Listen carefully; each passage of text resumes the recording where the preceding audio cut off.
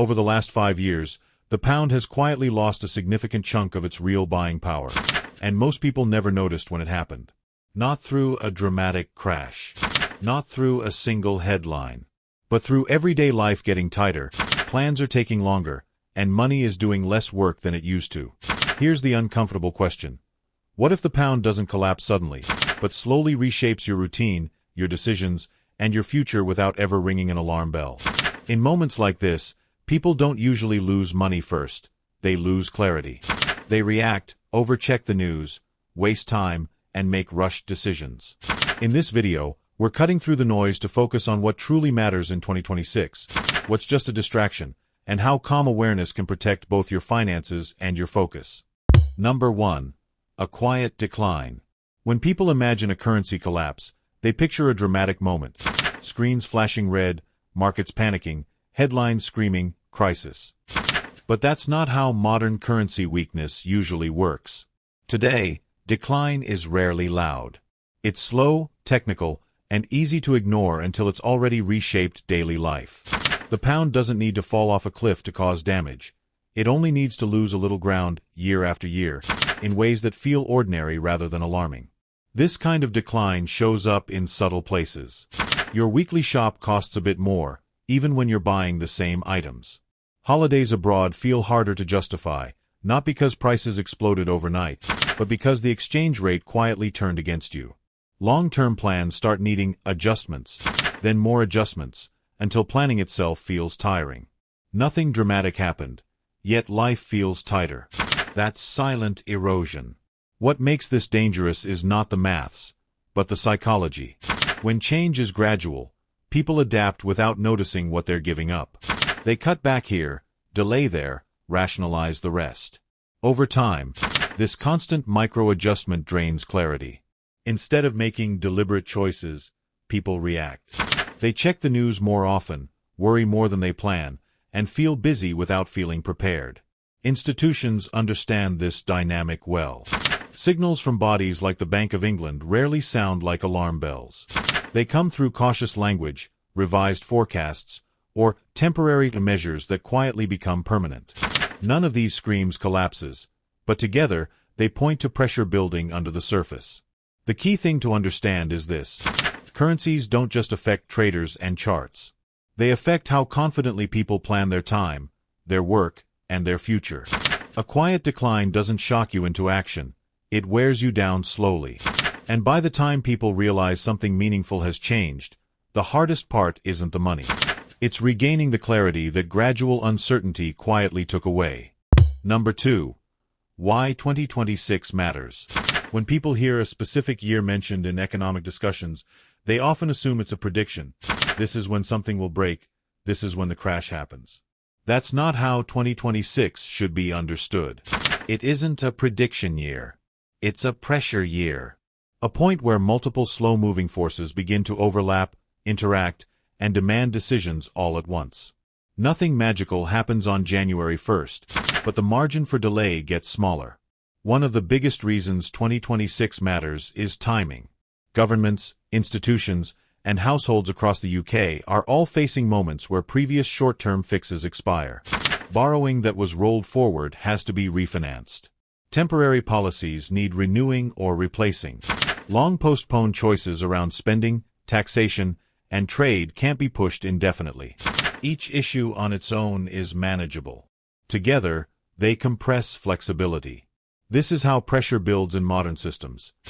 Not through a single shock, but through convergence. Rising costs meet slower growth. Public expectations collide with limited room to maneuver. Confidence becomes harder to maintain because clarity is harder to offer. Even steady institutions like the Bank of England operate differently under these conditions, focusing more on caution and stability than bold reassurance. That change in tone matters more than any single policy move. For everyday life, a pressure year doesn't feel like a crisis. It feels like hesitation. Businesses delay decisions. Employers become cautious. Households plan shorter term than they used to. People sense that the environment is less forgiving, even if they can't point to one clear reason why. This uncertainty quietly increases mental load. More checking, more worrying, more second-guessing. Understanding 2026 this way is important because it changes how you respond. If you're waiting for a headline moment, you'll miss the real shift. The impact shows up earlier, in how people think, plan, and prioritize their time. Pressure years reward those who value clarity over prediction, and preparation over reaction.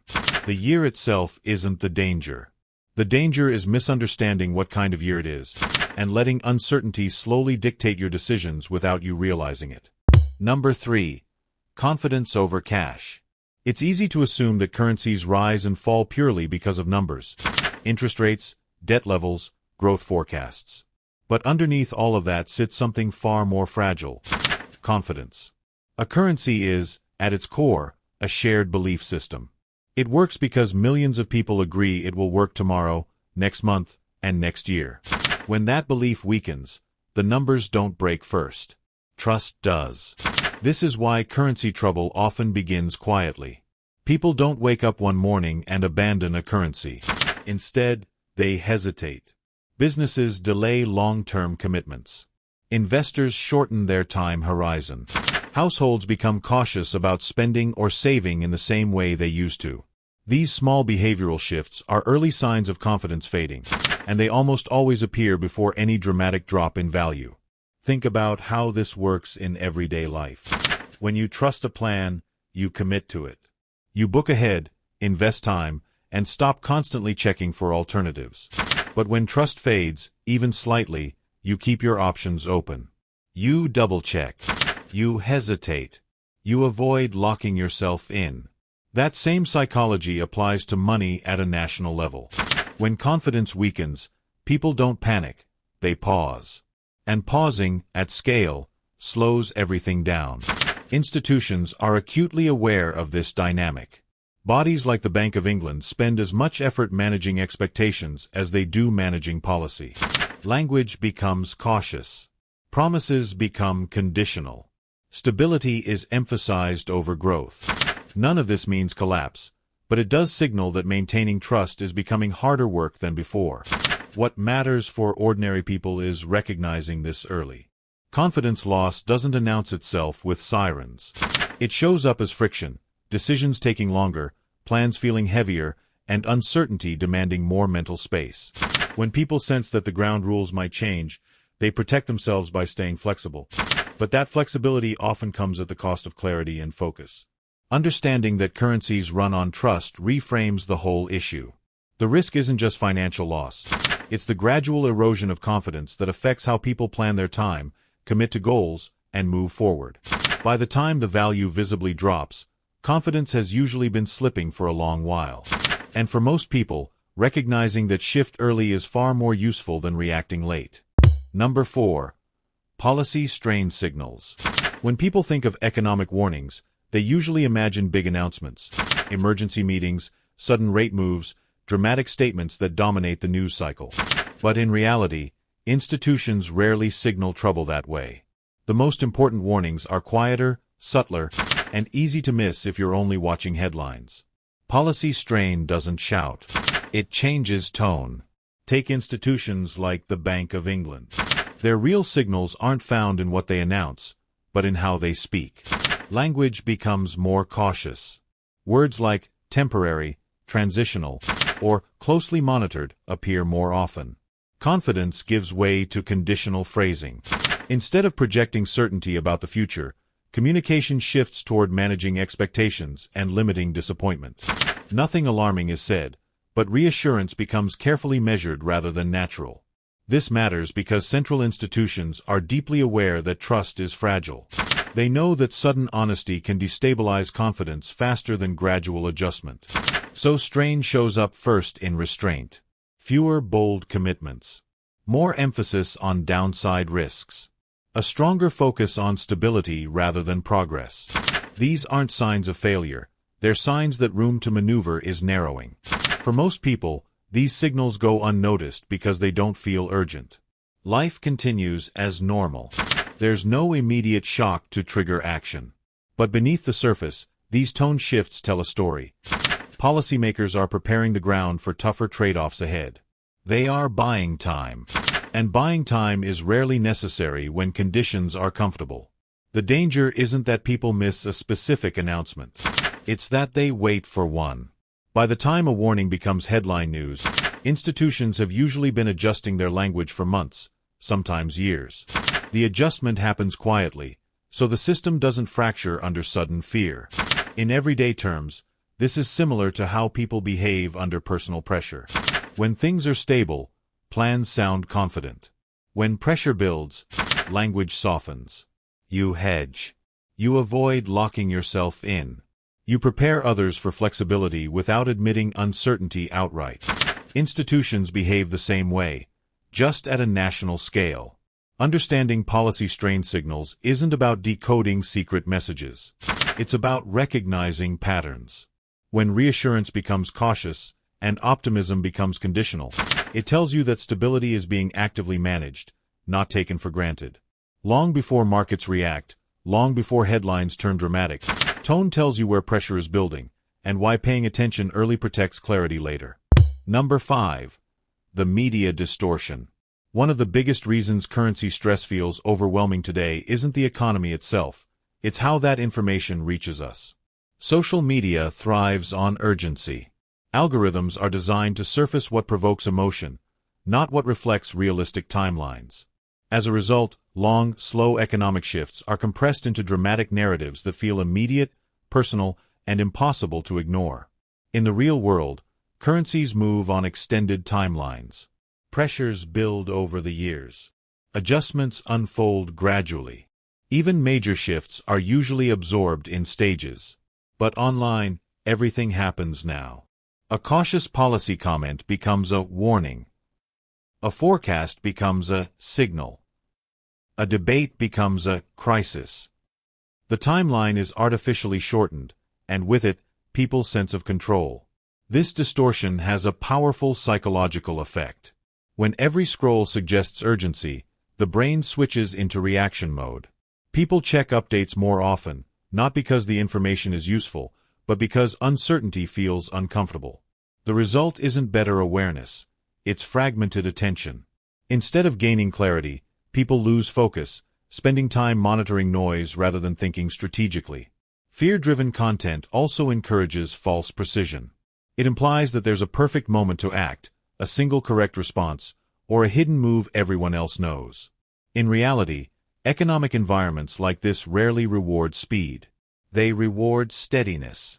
But algorithms don't amplify calm thinking. They amplify emotional spikes. For adults trying to manage work, family, and long-term plans, this constant background urgency quietly drains productivity. Decision-making becomes heavier. Simple choices feel riskier. Planning horizons shrink because the future feels unstable, even when nothing concrete has changed.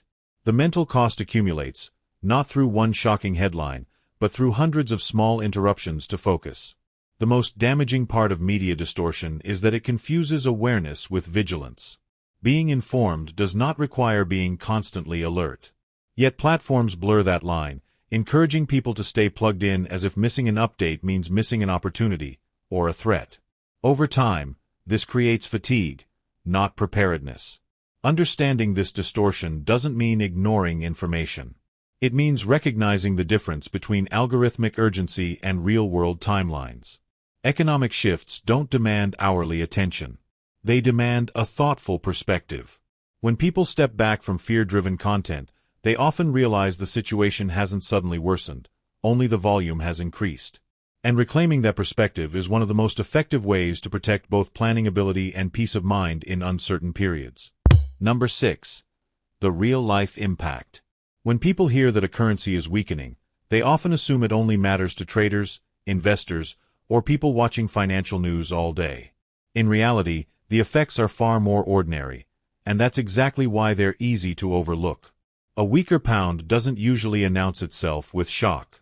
It shows up quietly in daily routines, long before anyone feels like they're in a crisis.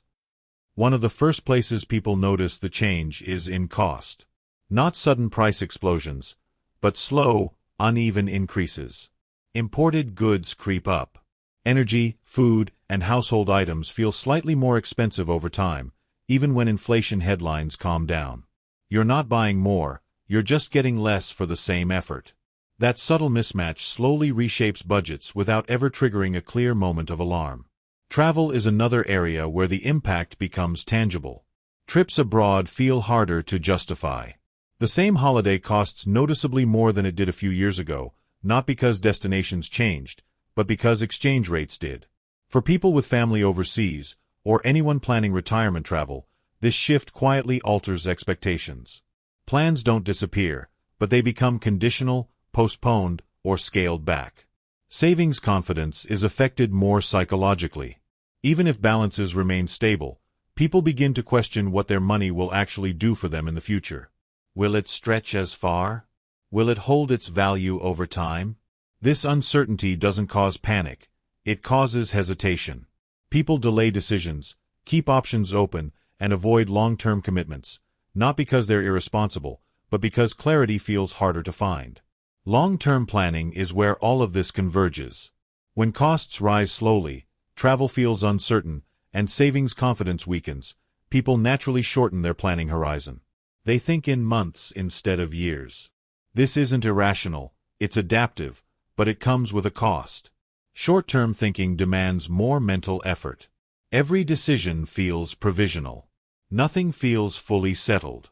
Institutions like the Bank of England understand this well.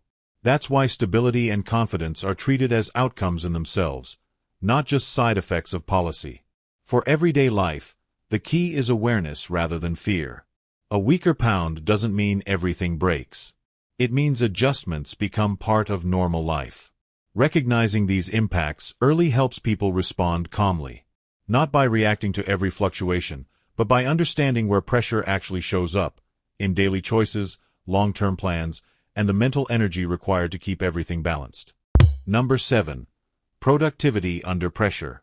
Economic uncertainty doesn't just affect bank balances, it quietly drains mental energy. When the future feels less predictable, the brain stays on alert. Not in a dramatic way, but in a constant low-level state of scanning for risk. That background tension consumes attention, even when you're trying to focus on ordinary tasks. Work takes longer. Decisions feel heavier. Small choices demand more thought than they should. Currency anxiety plays a subtle role in this. When people sense instability, rising costs, shifting value, unclear direction, they start second-guessing themselves. Should I wait? Should I act now? Am I missing something? This uncertainty fragments focus. Instead of committing fully to the task in front of them, people mentally multitask, carrying financial concerns into meetings, conversations, and quiet moments that used to feel clear. The result is distraction disguised as diligence. Checking updates feels responsible. Staying informed feels productive. But constant monitoring rarely leads to better decisions. It leads to decision fatigue. Each piece of new information adds another variable without resolving the underlying uncertainty. Over time, this reduces the quality of choices, not because people are careless, but because their mental bandwidth is being stretched thin. This is where productivity is often misunderstood. In uncertain environments, productivity isn't about speed. It's about clarity. Moving faster doesn't help if the direction keeps changing in your mind. True productivity comes from reducing unnecessary inputs so the brain can focus on what actually matters.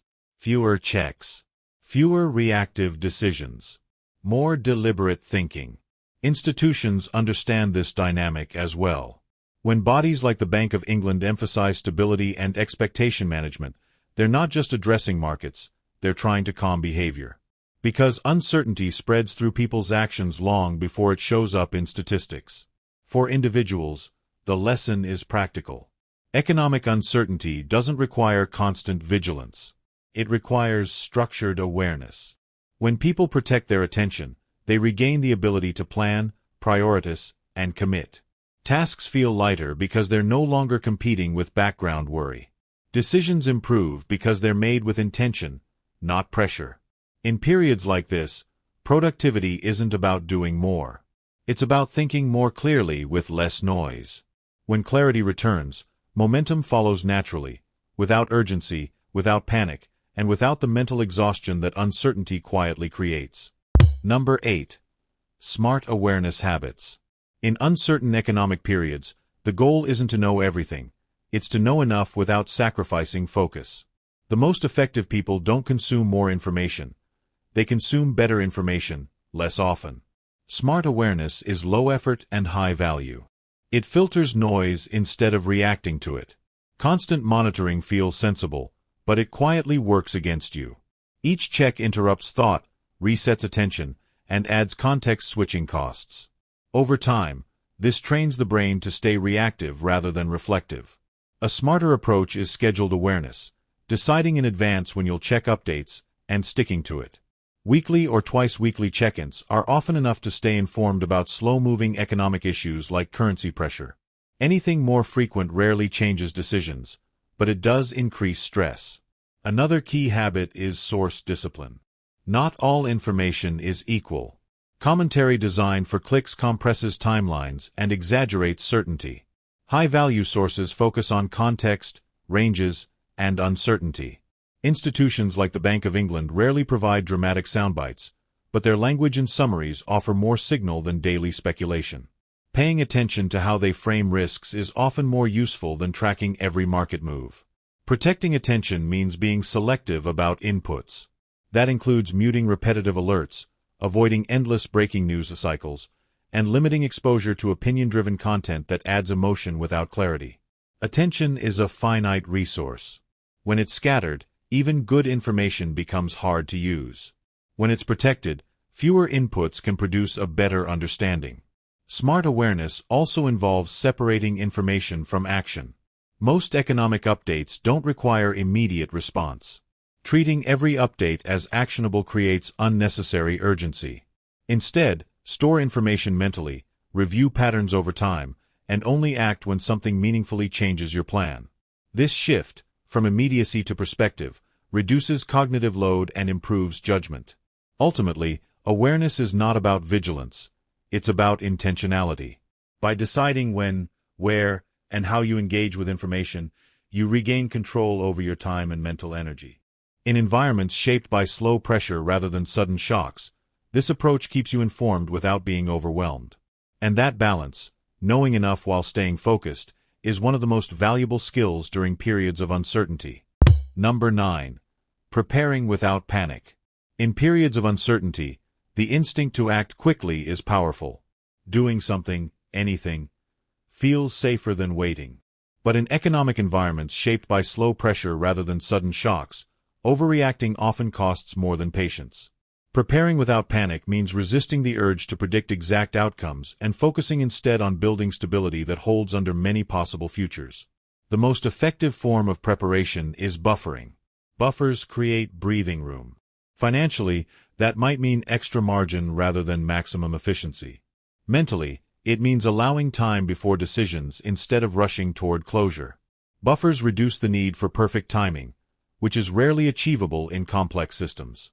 When pressure increases, those with buffers don't need to react immediately. They can observe, think, and choose deliberately. Flexibility matters just as much. Rigid plans break under uncertainty. Flexible ones adapt. This doesn't mean avoiding commitment altogether, but avoiding unnecessary lock-ins. Shorter review cycles, optionality, and contingency thinking allow plans to evolve without constant stress. Instead of asking, "What will happen?" a more useful question becomes, "How would this plan hold up if conditions change?" That shift alone lowers anxiety and improves decision quality. Long-term thinking is the anchor that keeps preparation calm. Currencies, policies, and economic narratives move in cycles. Short-term fluctuations can feel dramatic, but their importance fades when viewed across years rather than weeks. Institutions like the Bank of England operate on this principle, prioritizing continuity and gradual adjustment over dramatic moves. Their goal isn't to predict every turn, but to keep the system functional across many scenarios. Panic, by contrast, narrows perspective. It encourages binary thinking: act now or lose out, change everything or do nothing. That mindset increases mistakes because it assumes certainty where none exists. Waiting, when done intentionally, is not inaction. It's information gathering. It's letting patterns emerge instead of reacting to noise. Preparing without panic means accepting that you don't need perfect foresight to be ready. You need resilience, stable plans, flexible structures, and enough margin to think clearly. When people focus on those fundamentals, uncertainty loses much of its power. Not because risks disappear, but because they no longer dictate rushed decisions. And in complex environments, that calm readiness is often the most reliable advantage available. Number 10. The bigger perspective. When discussions around currencies become intense, it helps to zoom out. Currency weakness can feel unprecedented when viewed up close, but history tells a calmer story. Major currencies have always moved in cycles, periods of strength followed by periods of adjustment. These cycles don't signal failure by default. They reflect changing economic conditions, demographics, and global relationships. What feels alarming in the moment often looks like a transition when viewed over decades. The important lesson from history is this: systems adapt before they collapse. Governments adjust policy. Institutions recalibrate priorities. Markets reprice expectations gradually. Even when pressure builds, change usually arrives through modification rather than breakdown. This is why dramatic predictions often miss the mark.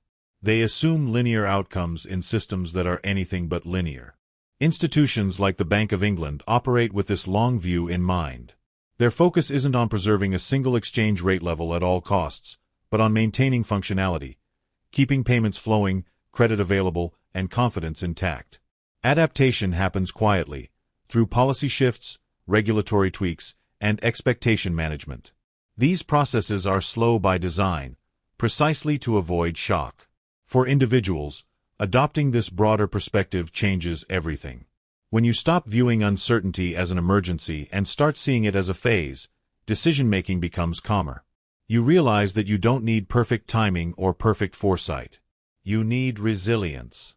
You need plans that can bend without breaking. You need to protect your attention so you can think clearly while others react emotionally.